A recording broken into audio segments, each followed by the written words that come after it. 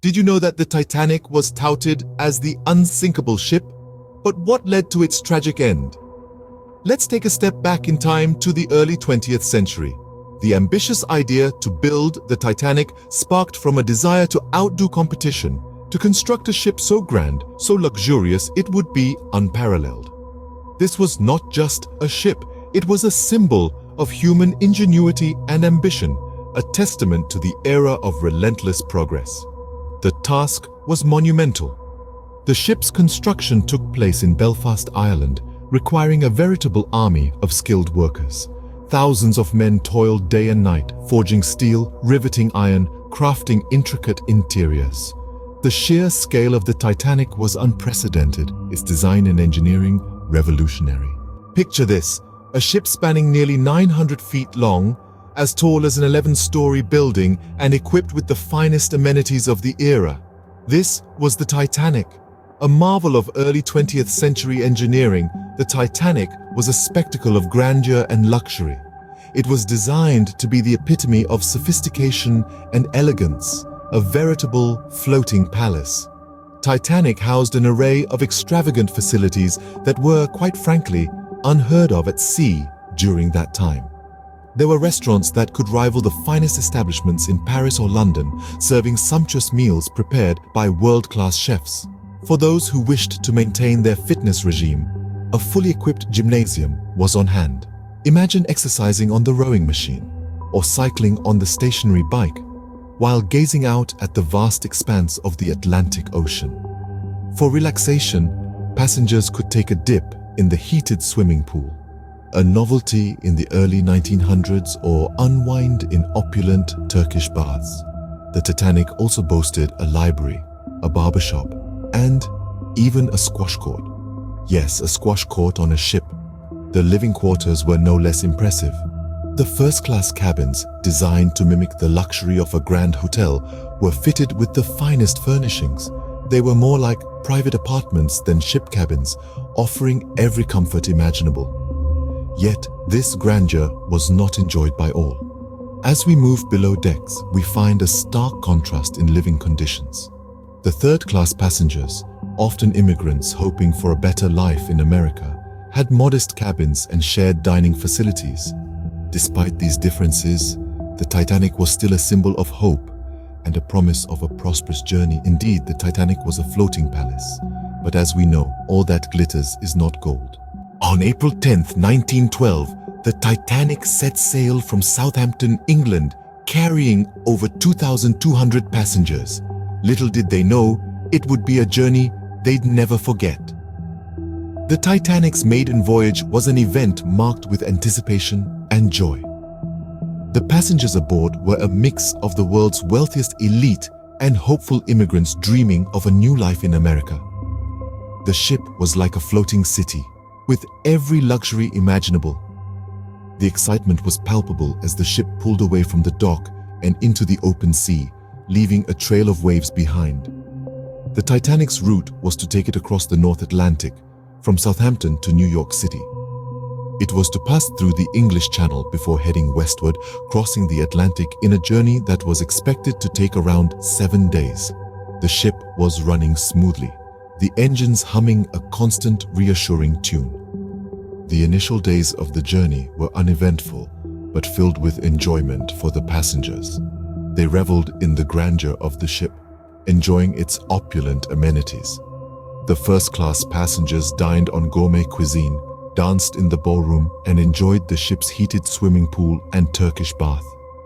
Meanwhile, the second and third-class passengers found joy in the simple pleasures of life on board, with many making new friends and sharing stories of their hopes for their new life in America. But while the passengers were enjoying their voyage, the ship's crew was working tirelessly, ensuring the smooth operation of the Titanic. The ship's captain, Edward Smith, was a seasoned mariner, having commanded numerous ships in his career. He and his crew navigated the ship expertly, maintaining a steady pace as they crossed the vast ocean. As the Titanic sailed smoothly towards its destination, an iceberg lay in wait in the cold waters of the North Atlantic. The passengers were blissfully unaware of the danger that lurked ahead, their minds filled with excitement and dreams of their impending arrival in the new world. Little did they know, their dream voyage was about to turn into a nightmare. On the night of April 14th, an iceberg loomed in the Titanic's path. Despite the crew's best efforts, a collision was inevitable. In the cold, black waters of the North Atlantic, the Titanic, a marvel of human engineering, was about to meet a formidable foe. A massive iceberg, a silent giant, stood in the path of the ship, invisible in the dark night until it was too late. The crew, spotting the looming iceberg, tried to swerve the ship away, but the Titanic was a massive vessel, not easy to maneuver swiftly. The iceberg scraped along the ship's starboard side, causing a series of holes below the waterline. A ghastly sound of rending metal echoed in the night, chilling the hearts of those who heard it. Panic ensued on the decks as the reality of the situation sunk in. The unsinkable Titanic was taking on water. Passengers and crew alike were thrown into a state of chaos. Some scrambled for lifeboats, others prayed, and some simply stood frozen, unable to comprehend the unfolding disaster. But why did the Titanic begin to sink? Despite its unsinkable claim, the ship's design included a fatal flaw. The bulkheads, meant to keep water from flooding the ship, did not reach high enough. As the Titanic tilted, water spilled from one compartment to the next, causing the ship to sink faster. In the ship's lower decks, the situation was dire. The watertight doors had been shut, trapping many in the lower compartments. The crew worked tirelessly to pump out the water, but it was a losing battle. The weight of the water was too much. The ship began to tilt, then to list. The Titanic, once a symbol of luxury and human ingenuity, was now a sinking mass of steel in the frigid Atlantic waters. Lifeboats were launched into the dark night, carrying those fortunate enough to secure a spot.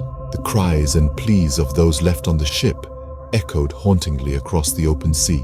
In less than 3 hours, the Titanic, the ship of dreams, had sunk to the bottom of the ocean.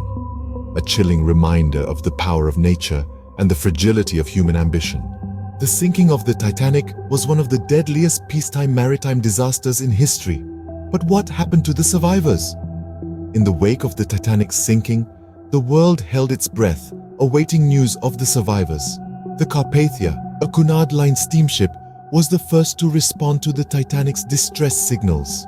Despite the perilous conditions, the crew of the Carpathia managed to rescue over 700 survivors from the freezing waters.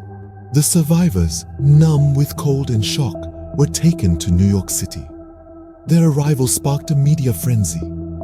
Newspapers worldwide recounted the harrowing tales of survival and loss, painting a vivid picture of the disaster.